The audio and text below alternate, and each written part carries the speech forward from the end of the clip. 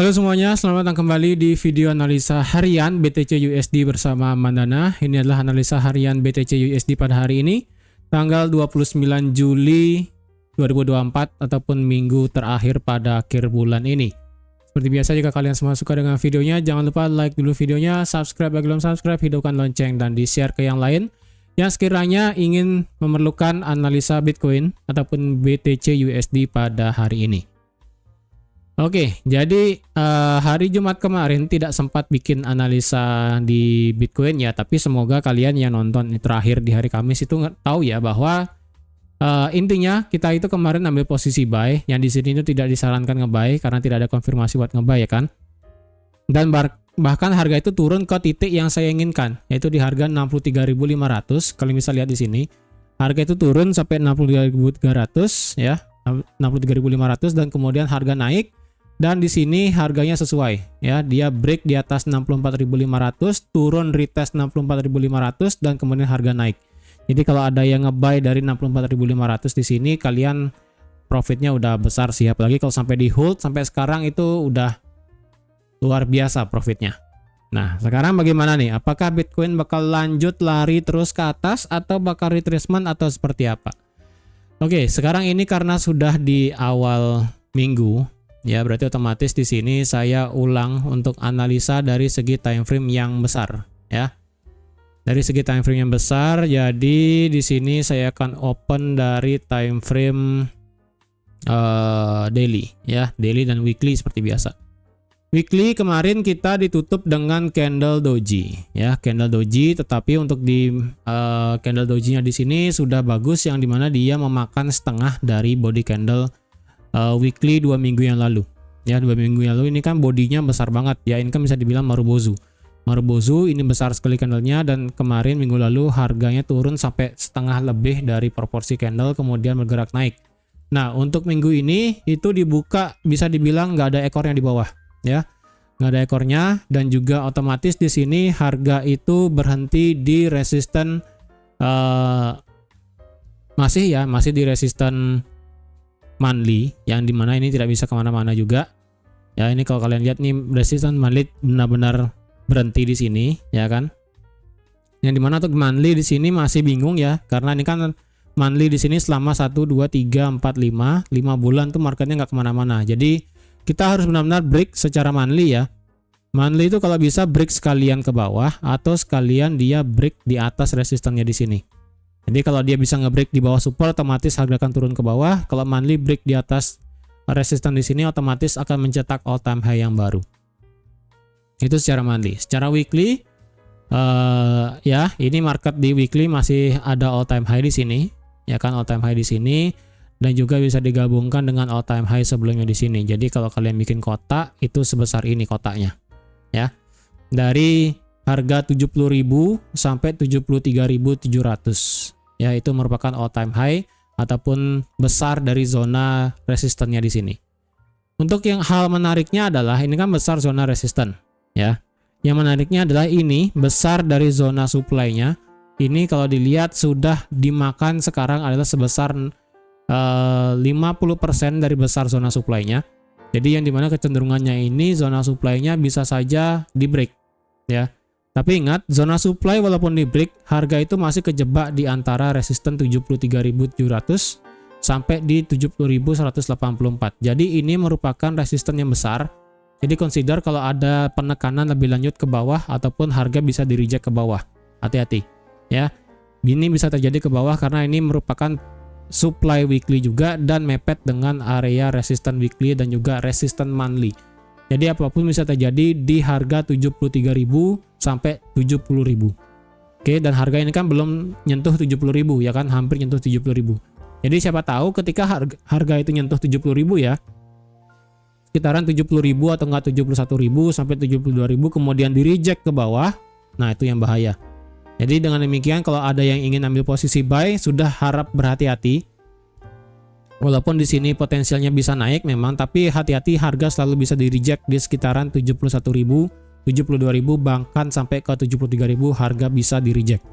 Minimal adalah di 70.000 harga di reject sampai ke 73.000. Hati-hati.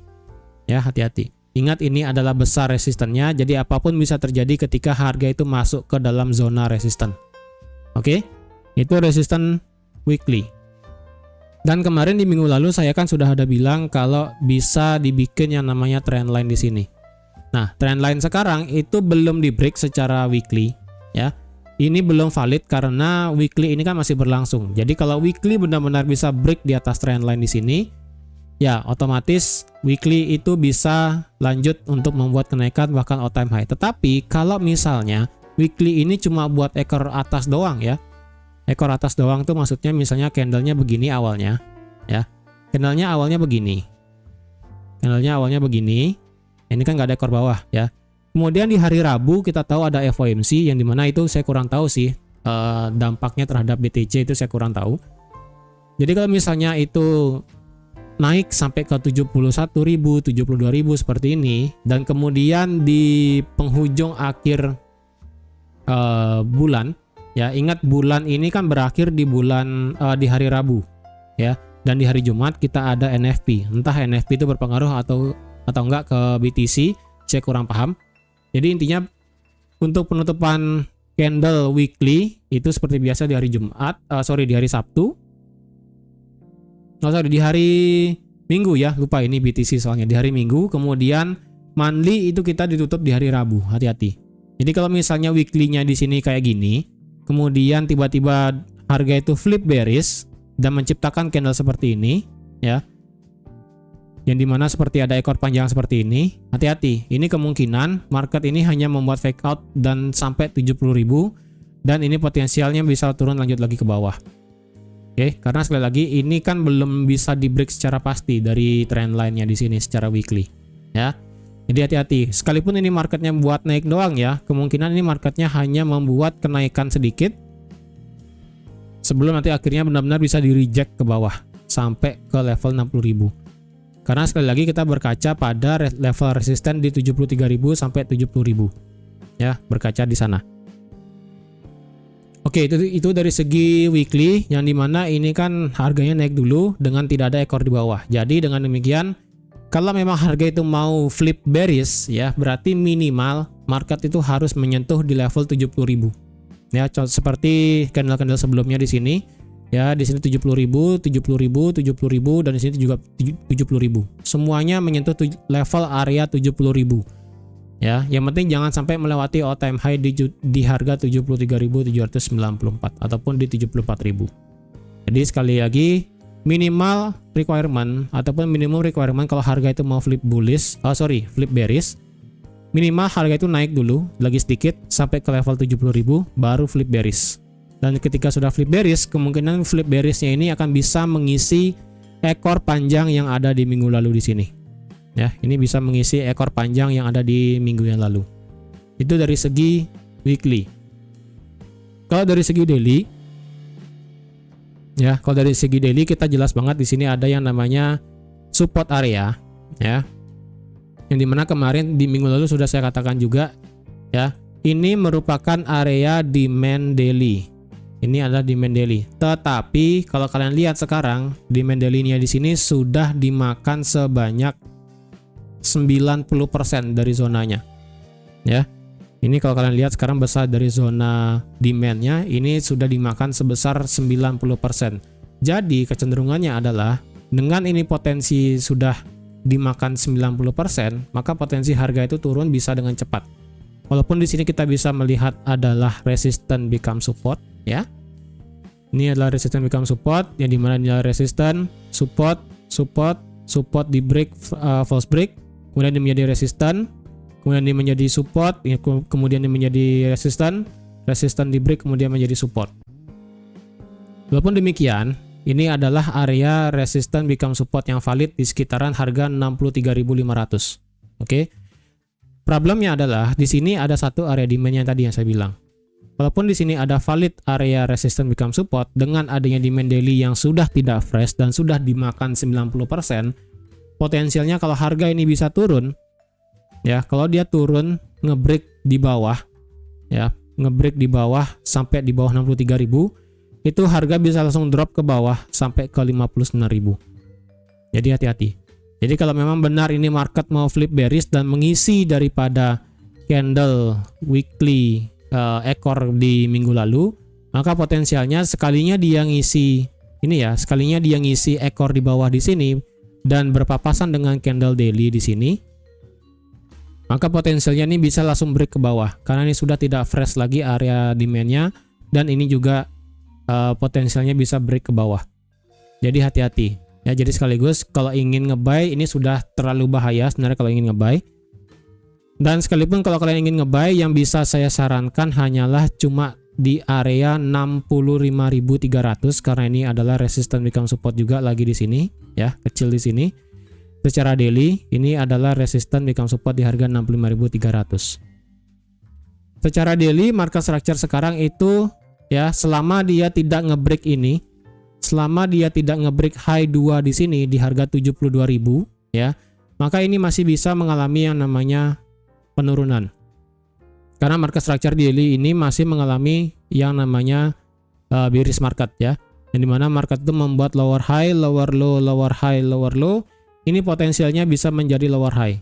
Kalau ini di break ya, kalau level 72.000 di break atau bahkan level 73.000 di break, maka ini sudah selesai yang dari yang bearish, itu bisa lanjut yang namanya bullish. Tapi kalau berhenti di sini dan ini lanjut turun ke bawah, maka ini akan menjadi valid lower high yang baru di daily, dan potensialnya itu market bisa turun terus seperti yang sudah saya buat areanya, yaitu sampai ke level 52.000 ya. Ingat, ini adalah level yang bisa dipakai secara daily, walaupun secara weekly saya lebih prefer itu menunggu di 44.000. Weekly ini kalian bisa pakai ya, ini bisa kalian pakai, dan itu juga berhalangan dengan level daily, yaitu di level harga 53.000 di sini sampai di level harga 50.600 ya, sekitaran ini.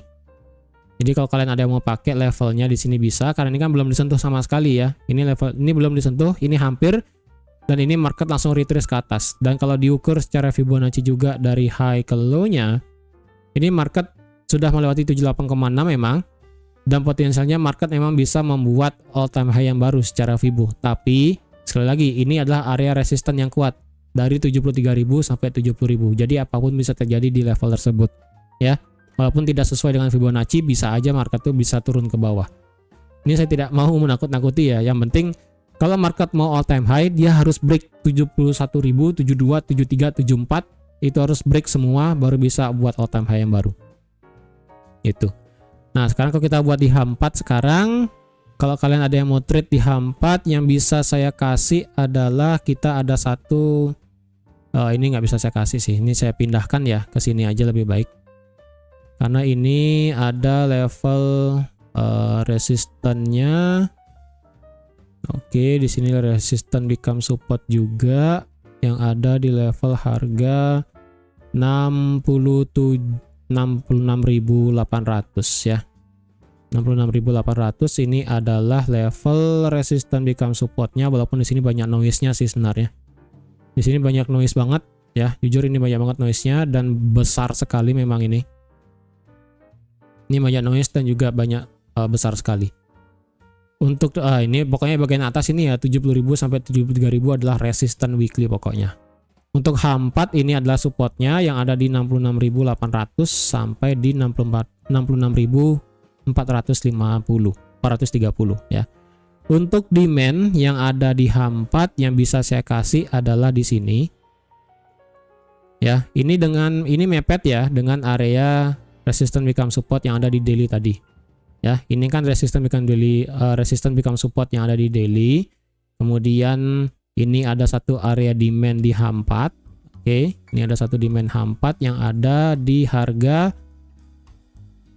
kalau boleh saya kasih ada di harga 64.800. Ya, di harga 64.800. Karena ini mepet 64.800 jam juga di 63.500 ya.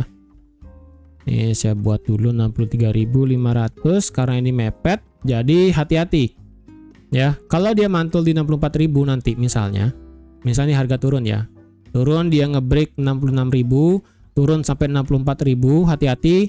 Kalau ini dia turun sedikit ya, turun dan nyentuh ini potensialnya bisa begini. Nah, turun ke bawah dia. Seperti lanjut naik tapi ternyata enggak, ini bisa turun ke bawah. Ya, hati-hati karena ini mepet dengan area demand dan juga area resistance become support yang ada di daily dan demand daily yang juga sudah tidak fresh. Ini kurang bagus kalau diambil buy di 64.800 ya. Potensial buy yang bagus hanya satu, yaitu di harga 66.800. Oke, di 66.800 kalau kalian ada mau ambil posisi buy. Untuk nge-sell gimana? Kalau nge-sell saya sarankan sekali lagi tunggu di 70.100, 71.000 ya, sekitaran angka 70.000 kalian bisa nge-sell. Untuk area yang bagus untuk nge-sell di pucuk berarti otomatis di sini. Ya, ini sudah tidak ada. Sebenarnya sih di sini bisa nge-sell ya. Karena di sini ada satu area supply-nya, di sekarang juga sudah kena, tapi lebih baik memang kita nge-sell di pucuk aja sekalian di sini. Ya, di atasnya aja sekalian kita nge-sell. Berarti di sekitaran 71.200. Di sini. Atau nggak di 71.050 atau nggak di 71.100 bisa. Kalau di sini nanggung soalnya ya, nanggung. Itu secara H4. Kalau secara H1 ya secara H1 bisa sebenarnya, karena dengan demikian stop lossnya kalian taruh di atas 70.000 sebenarnya. Ini ya kalau di H1. Ini kalau saya buat sekarang di H1 itu H4 di pucuk ya, tapi kalau H1 masih bisa di sini. Kalau di H1 kayaknya kena sih ya. Oke, sudah kena. Di H1 sudah kena. Jadi kalau kalian ada yang mau sell di sini, ingat ya, sell di sini adalah counter. Karena otomatis nih market structure sekarang kan sudah bullish, ya kan? Ini market structure H1, ini jelas banget bullishnya. Jadi kalau kalian ada yang nge-sell di sini, berarti stop loss kalian tuh harus di atas 70.100. Ya, berarti bisa di 70.300, 70.400 dan sebagainya. Oke, di sana stop loss ya kalau kalian ada mau nge-sell. Dengan take profit maksimal sampai ke 66.000. Oke, ini adalah take profit maksimal kalau kalian mau ambil posisi sell. Karena ini risk reward rasionya kan juga bagus nih ya, 2,21. Kalau nge-buy, ya nge-buy di sini lebih baik ya. Nge-buy di sini lebih baik dengan stop loss-nya pendek, yaitu di sekitaran 66.000 atau enggak di 65.700 ya, sekitaran sana, dengan take profit sampai 69.000 juga bisa. Tergantung ya. Tapi karena ini sudah mendekati pucuknya, kalau ada yang mau nge-sell tipis-tipis juga boleh ya. Ataupun kalau mau nunggu di atas di sekitaran 71.000, 72.000, nge-sell di situ boleh. Yang penting pasang SL-nya ya, jangan tidak pasang SL. Kalau nge-buy di sini saya belum sarankan untuk nge-buy sebenarnya. Walaupun nge-buy di 66.000, di sini nge-buy-nya pun harus dengan pasti ya. Karena ini hanyalah resistance become support yang kurang bagus, tapi ini bisa dipakai. Untuk dicari area demand sudah nggak ada kecuali di 64.000 aja, dan resistance become support daily ada di 63.500. Ingat itu ya. Saya tidak sarankan untuk nge-buy di 64.000 ya. Mungkin saya sarankan nge-buy di 63.500, tapi itu hanya berlaku jika memang ada pembalikan arah yang kuat. Kalau tidak ada pembalikan arah yang kuat, justru bisa nge-sell di bawah 63.000 karena targetnya itu bisa sampai 60.000. Ya, jadi kalau harga itu break di bawah 63.000 ya. Break di bawah 63.000, potensialnya tuh harga bisa turun sampai ke 60.000. Jadi lebih prefer nge-sell di bawah 63.000 daripada kita nge-buy 63.000. Kalau misalnya tidak ada pembalikan di 63.000 ya. Jadi seperti itu. Oke, jadi sekali lagi kalau ada yang ingin nge-sell ini bisa dengan stop loss-nya di atas 70.400. Yang penting intinya stop loss di atas 70.100 ya. Jadi kalau ini dirasa terlalu lebar sebaiknya jangan. Tapi kalau kalian masih oke dengan stop loss sekian, nggak apa-apa, nggak masalah. Dengan take profit maksimal sampai 66.800. Ingat ya, itu maksimal. Jadi TP123 bisa dikondisikan. Oke. Jadi saya rasa sekian dulu untuk analisa Bitcoin pada hari ini ataupun BTC USD pada hari ini. Terima kasih sudah menonton video sampai habis. Terima kasih juga sudah like, share, dan subscribe seperti biasa. Dan sampai jumpa lagi di analisa harian BTC USD selanjutnya. Bye-bye.